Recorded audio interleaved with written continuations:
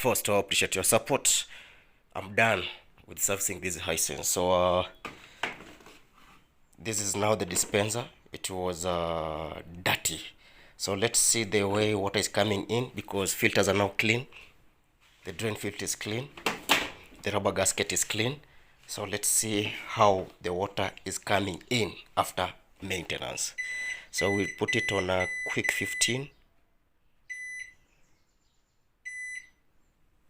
I'm going to throw in that. Close the door. Then we press the start button. It will do 20 degrees, 800 revolution per minute.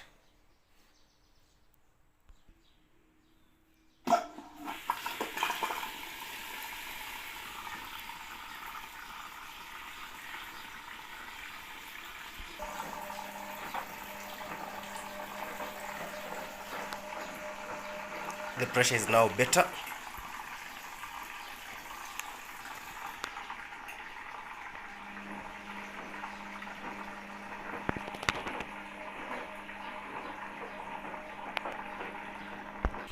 Draining time. Let's see the way this machine is draining after unblocking.